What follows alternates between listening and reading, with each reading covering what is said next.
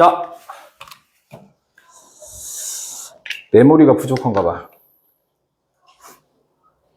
봐봐. 3차 함수가 주어졌어. 3차 함수가 이렇게 ax 세제곱으로 출발하는 함수가 주어졌어. 그럼 얘는 미분을 딱 쳐주잖아. 그럼 얘가 3ax 제곱 이렇게 해서 2차 함수 형태가 돼. 그럼 얘를 는 0을 딱 붙이고 빨리 방정식을 풀어. 그럼 얘가 자 판별식이 0보다 크다 그럼 이렇게 두근을 가질 거 아니야. 그럼 그 두근을 선생님이 알파 베타라고 놔줄게. 이렇게. 근데 내가 판별식을 구했더니 판별식이 0일 수도 있잖아. 판별식이 0일 때가 뭐니? 중근. 식으로. 중근을 식으로 뭐라고 해? 완전 제곱식. 오케이, 그지? 그래서 내가 예를 들어서 도함수가 이렇게 중근 나온다고. 이렇게 는 0, 이렇게. 그럼 얘가 당연히 그래프가 이렇게 접할 때니까 이렇게 되는 거고. 이번에 판별식이 0보다 작아. 그러면 도함수가 이렇게 붕 뜬단 말이야.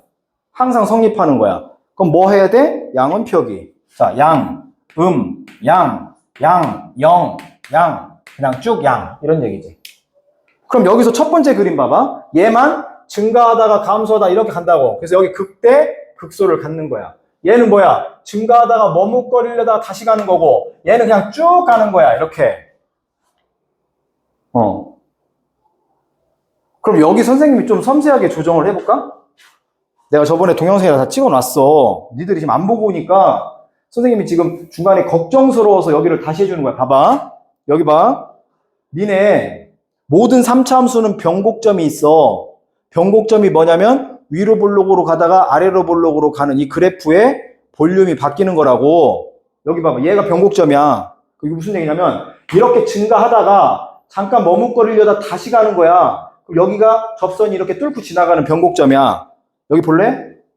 위로 볼록이지? 여기 아래로 볼록이야. 변곡점이라고.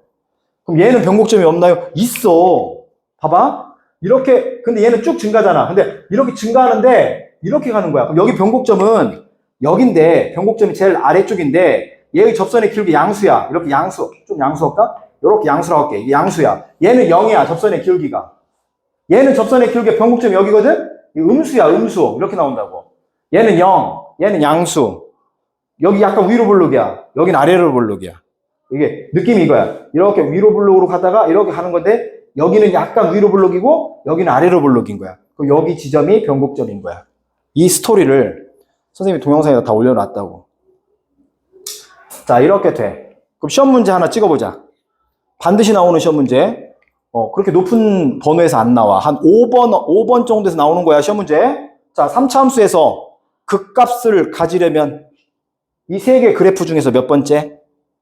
첫 번째. 근데 극값은 누가 결정하는 거야? 도함수의 부호변화. 극값은 누가 결정해? 도함수의 부호변화. 그러면 도함수의 부호변화니까 얘를 미분 쳐가지고 이렇게 알파 베타를 구하라는 거지? 이 부호변화가 극값을 만드는 건데 3차 함수가 극값을 가지려면 이렇게 도함수가 서로 다른 두 실근을 가지면 된다고. 그래서 얘가 판별식이 0보다 크면 극값을 갖는 거야. 그럼 얘네 두 개는 뭐야? 판별식이 0보다 같거나 작으면 뭐야? 극값을 안 가져. 이거 자체가 자, 1번에서 5번까지 중에 들어가면 요 내용만 알아도 문제를 풀어.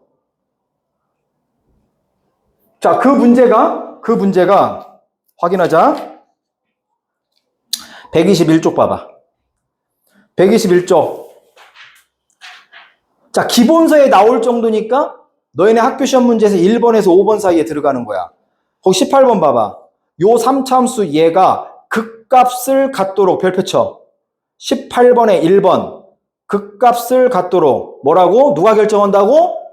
도함수의 부호변화가 결정한다고. 그러니까 도함수가 부호변화가 있으려면 도함수가 서로 다른 두 실근을 가져야 된다고. 그러니까 도함수가 서로 다른 두 실근을 갖는다. 즉 판별식이 0보다 크다. 그럼 그 밑에 문제 봐봐. 극값을 갖지 않도록 판별식, 즉 도함수 이꼴 0, 즉 도함수를 친 다음에 이꼴 0 방정식으로 바꿨을 때 그 판별식이 0보다 같거나 작은 거야. 그럼 밑에 풀이 봐봐. 진짜 판별식 딱 하니까 답 나오지. 몇 번? 1번에서 5번 사이에 들어가는 문제야. 자, 얘를 업데이트한다. 한 장 넘겨. 자, 122쪽에 나와 있는 19번 별표 쳐. 자, 122쪽에 있는 19번. 내가 우리 학교가 시험 문제를 좀 어렵게 낸다. 그럼 얘네가 이제 한 5번 전후로 들어가는 거고, 선생님이 시험 문제를 조금 쉽게 낸다. 그러면 얘가 10번 언저리 정도에 들어가는 문제야. 자, 둘이 문제 스타일은 똑같은데 섬세함이 필요한 거야. 여기 쳐다봐. 그럼 얘를 풀려면 누가 있어야 되냐면 1학년 수학에서 근의 분리가 필요해. 근의 분리. 단유라, 1학년 때 방정식의 근을 분리시켰어. 그럼 얘를 그래프 같은 걸 이용해서 이렇게 풀어주는 거 있었거든? 뭐 알파가 1하고 3 사이에 있어. 베타는 뭐 3보다 큰 데 있어. 뭐 이런 거. 기억나니 안 나니? 안 나지. 그래서 내가 필요한 거야. 잘 봐. 내가 거기 19번에 1번을 풀 거야. 자, 19번에 1번을 풀게. 자, 2차 함수, 그러니까 3차 함수 fx가 마이너스 x 세제곱 더하기 a제곱 x제곱 마이너스 ax가 써볼까 그냥? 자, a제곱 x제곱. 아, 나 얘 나올 것 같아. 아, 이 문제가 똑같이 나온다는 얘기가 아니라 얘하고 개념이, 나 이 문제 선생님 너희들 지금 완벽하게 정리해 줄 거야. 졸지 말라고. 졸면 동영상을 보든가. 근데 조는데 동영상도 안 보고 오는데 그럼 이게 층층 쌓이면 어떻게 돼? 자, 봐봐. 0에서 1까지 해서 극소를 갖고 1보다 큰 쪽에서 극대를 갖는데, 자, 이 문제. 자, 아까는 얘들아 그냥 극값을 가져야 했지. 얘는 이제 어디에서 극소, 어디에서 극대, 위치를 정해주는 거야. 근데 극대, 극소 누가 결정해? 도함수의 부호변화. 그럼 도함수의 부호변화는 도함수가 서로 다른 두 실근을 갖는다는 거지. 그럼 자, 봐봐. 얘를 내가 미분을 쳐. 자, 미분을 쳐볼게. 그러면 3이 내려와. 근데 앞에 마이너스가 있네. 이렇게 되고, 얘 내려오니까 2a제곱 x가 되네. 얘 미분 치니까 마이너스 a네. 얘가 바로 도함수야. 그러면 얘가 는 0 이렇게 근을 구해보니까 얘가 극값을 가지니까 얘는 서로 다른 두 실근을 갖는다는 얘긴데, 요 근을 이렇게 위치를 정해줬어. 위치를 얘 봐봐. 얘 뭐야? 최고차가 음수야. 자, 써볼게. 그럼 이렇게 써주는데 여기가 0이다. 여기가 0이야. 그럼 여기가 누구야? 1이다. 그럼 여기에서 얘가 지금 위로 볼록이야. 위로 볼록. 그럼 올라갈 때 만약 이렇게 지나간다고 해봐. 이렇게. 그럼 여기에 뭐야? 뿌리지? 뿌리니까 뭘 가져야 돼? 뿌리니까 뭘 가져야 돼? 이거 봐. 오, 극소 됐네. 그러니까 0하고 1 사이에서 알파가 지나가야 되는 거야. 그럼 얘가 이제 내려올 거 아니야. 2차 함수니까 이렇게. 그럼 1보다 큰 쪽에서 베타 가지면 되는 거잖아. 여기 알파 갖고. 이렇게 그래프가 만들어져야 돼. 이걸 우리는 근의 분리라고 해. 그럼 미니 특강. 이쪽으로 잠깐 와봐. 1학년 거 다 까먹었으니까 지금부터 하는 얘기를 잘 들어야 돼. 저게 잘 안 멈추고 잘 왔으면 좋겠어. 이거 남겼으면 좋겠어. 봐봐. 내가 근의 분리. 자, 첫 번째. 근의 분리는 분명히 방정식의 근의 위치를 알려주는 거야.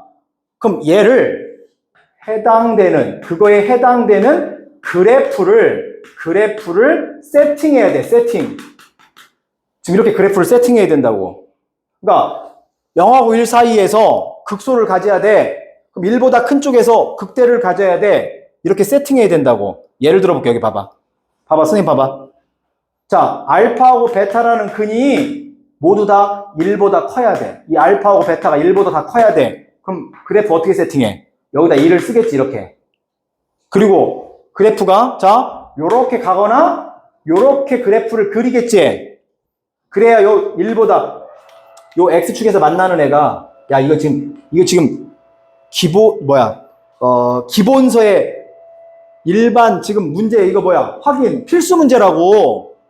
근데 얘가 시험 문제 나온다고. 내가 볼 때, 2등급 정도 밑에 있는 애들은 못 풀어, 이 문제. 1학년 걸 몰라서. 잘 들어.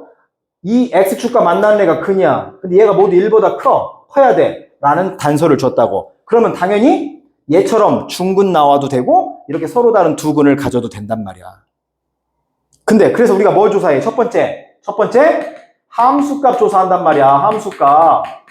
함수값 조사. 얘는 뭐가 필요하냐? 그래프를 세팅해야 알아. 이렇게 그래프를 세팅하면 1일 때 함수값이 저 위에서 만난다는 걸 알 수 있다고. 그러니까 F1이 0보다 커야 돼요. 이렇게 한다고. 얘를 함수값 조사라고 해. 근데 F1이 0보다 크면 이렇게 그래프가 붕 떠 있어도 해당돼. 맞잖아. 1일 때 쭉 위에서. 그지? 근데 얘는 무슨 근을 안 가져? 실근을 안 가져. 그러니까 얘만 있으면 안 돼. 얘를 잡아 끌어서 내려줘야 돼. 그 잡아 끌어서 내려주는 게 바로 뭐야? 이게 판별식이야. 그래서 판별식이 얘 같은 경우는 중근도 되고 서로 다른 두 실근도 되니까 0보다 같거나 크다 조사하는 거야. 근데 판별식 조사만 하면 될까?